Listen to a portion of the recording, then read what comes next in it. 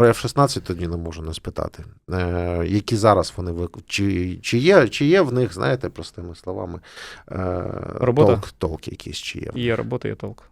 Є робота і толк, тому що це зовсім інший підхід в перехопленні повітряних цілей. І знов-таки треба казати про застосування вже безпосередньо на лінії боєзіткнення на кордоні з Російською Федерацією. Але це треба час. І треба більше інших засобів, тому що знов-таки F-16 один не буде працювати. Треба ще додатково інші засоби, які б допомагали працювати, тому що наземні системи протиповітряної оборони, літаки дальнього радіолокаційного виявлення, тобто інші літаки, які будуть прикривати ці F-16.